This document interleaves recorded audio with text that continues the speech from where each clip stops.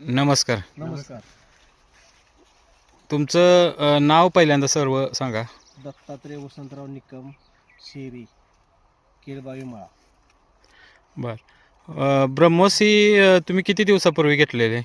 ती 15 दिवसापूर्वी घेतलं होतं इंद्रजित निकम यांच्याकडून. बर, याचं काय काय म्हणजे फवारणी आणि आळवणी असं काय काय घेतलं तुम्ही याचं? आळवणी केली, ओलीव हं, फवारणी केली. हं. फवारणीमध्ये हो रिझल्ट आला की पानाची रुंदी आणि ही फुटव्याची संख्या आणि कोंब आहे ना, कोंब जाड निघाला बघा.